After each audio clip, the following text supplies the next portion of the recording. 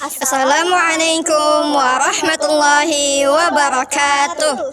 Bismillahirrahmanirrahim.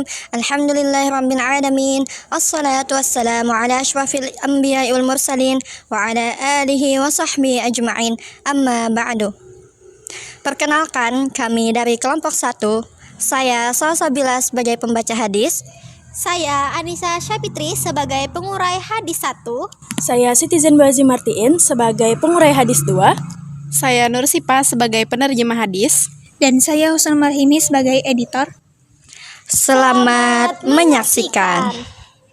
رمضان جانا وفرحنا Gimana ya awal manusia itu diciptakan? Aku penasaran banget nih. Nah, awal manusia itu diciptakan tercantum pada hadis nomor 77 pada kitab Jawahirul Bukhari. Aku bacakan ya hadisnya. Bismillahirrahmanirrahim.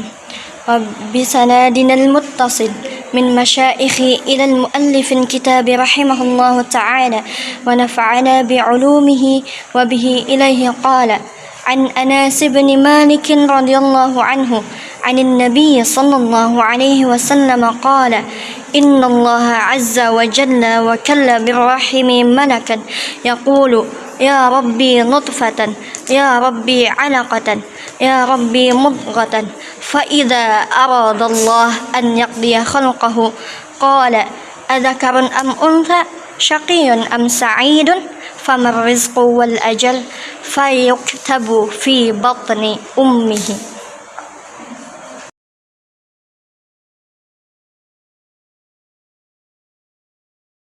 Bismillahirrahmanirrahim. Dari Anas bin Malik, mudah-mudahan meridhoi oleh Allah daripadanya.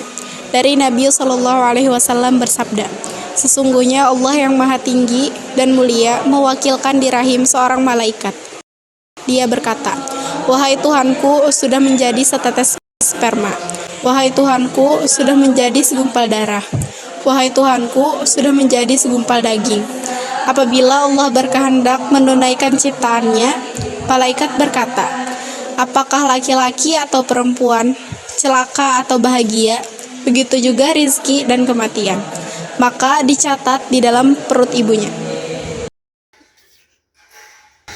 Hadis ke-77 ini menceritakan bagaimana manusia dan bayi diciptakan melalui berbagai tahapan di dalam rahim ibunya.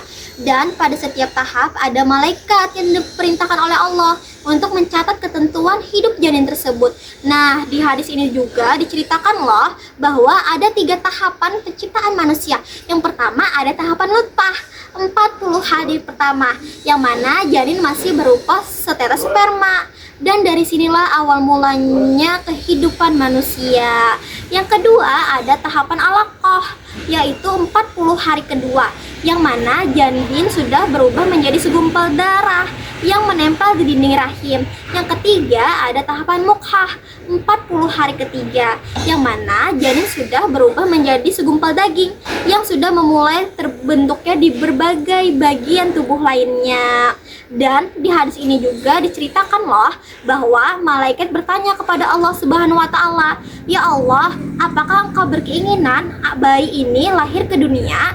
Dan apabila Allah menjawab berkeinginan, maka bayi itu akan lahir ke dunia. Dan sebaliknya begitu, apabila Allah tidak berkeinginan bayi itu lahir ke dunia, maka bayi itu tidak akan lahir dan mungkin akan keguguran.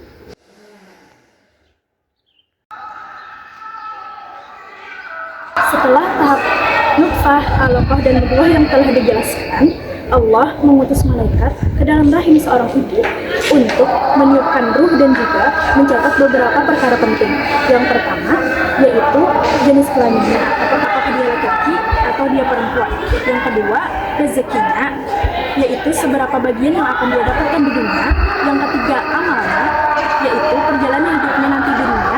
Yang keempat, nasibnya, yaitu bagaimana hidupnya nanti di dunia.